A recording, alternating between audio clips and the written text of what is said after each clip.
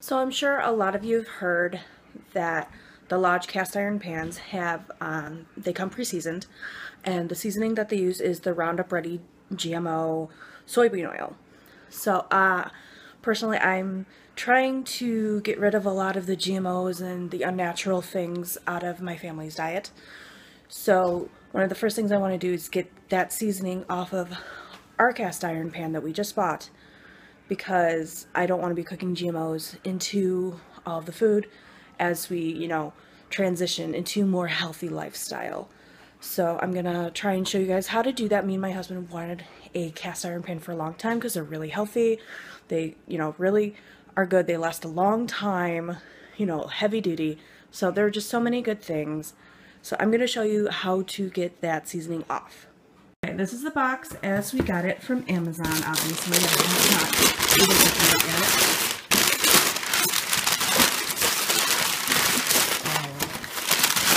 The dressings and everything looks beautiful. Don't mind my dirty oven. So you can see it's got the Lodge, and we got one that came with this nice silicone handle for just non-stick cooking.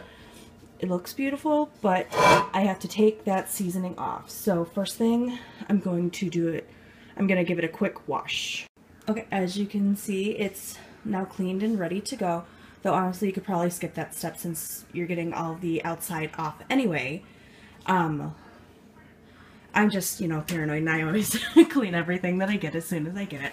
So the next step is to take your cast iron pan, put it directly into your oven. Then you set it on, you set it on the clean cycle. So now it's going to set it on the auto clean cycle, and once that's ready, basically all it does is cooks everything until it's like completely a powder and falls off. So I will show you what to do after that. Okay, so I had my cast iron pot in the self-clean cycle overnight, basically because it's a 3.5 hour cycle for my oven, and then you want to leave it in there to cool. So I took it out and then I washed it again because you want to make sure you get all of that residue off. You don't want that to be coated on. And then after you wash it and let it air dry, when it's the bare cast iron, you want to make sure there's definitely going to be a layer of fine rust, most likely, that will form. That's just the way cast iron is, and I'm going to show you how to get that off really quick, and then we can get to the seasoning. Okay, so here is my cast iron pan. You can see it is not as black as it was before. It's more of like a dark gray. And you can see the rust there that has formed from the washing. So all you need is a fine grit sandpaper. This is 120. And I'm just going to be sanding it. And then after you're done sanding it, you just wipe it off with a soft towel, and then you can start the seasoning process. Okay, and there we have it. It took about, a minute or two. I just sanded it and then tossed out some of the dust and then went through and wiped it with a soft towel, and all the rust is gone. It looks, really bare. So now we have to cover it in a solid oil in order to season it. A lot of people use Crisco, but Crisco, they are, I suspect that they probably use GMOs. They haven't said that they're GMO free.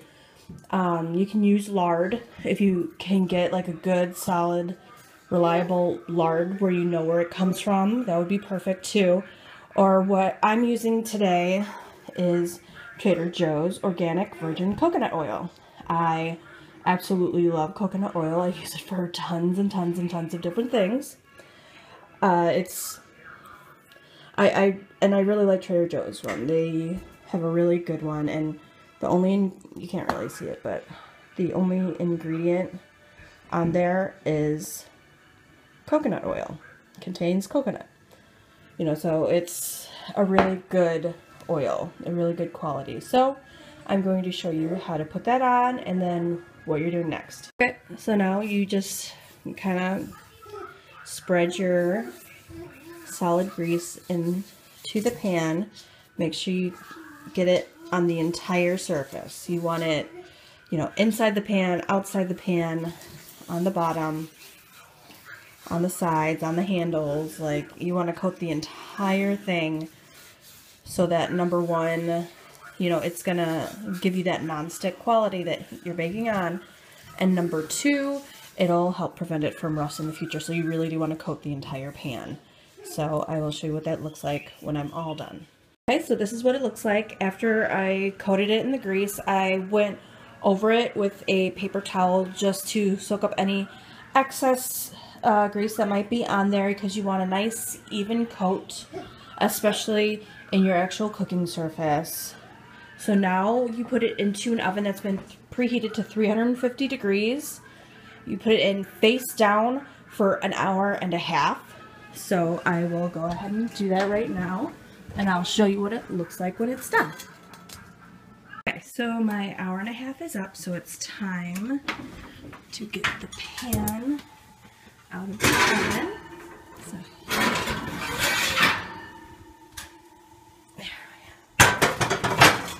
and it looks beautiful. Again, it's that nice black even color, and you can stop here, but what I'm going to do is let it cool down a bit so I can handle it again, and I'm going to put on another coat.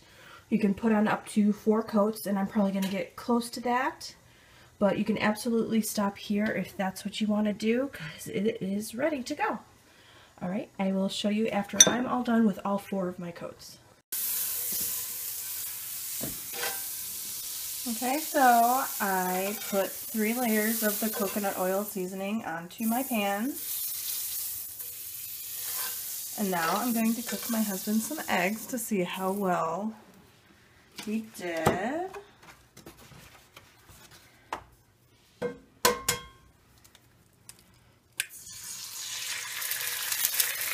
The pan is definitely hot.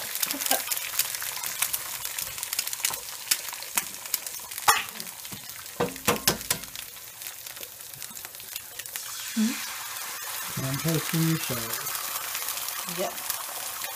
Putting the shells inside for composting.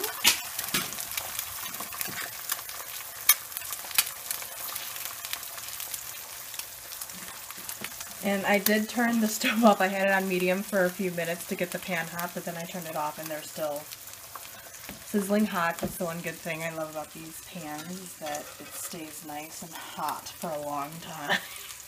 Takes a while to heat up, but it stays hot for quite a while. And as you can see, they're easily wiggling, not really sticking.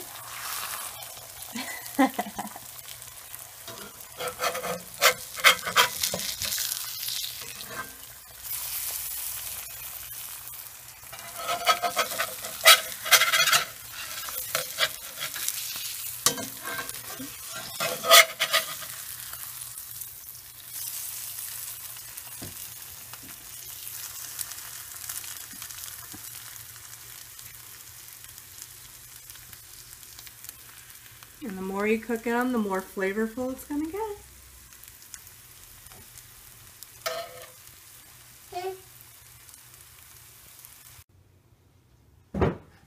Yep.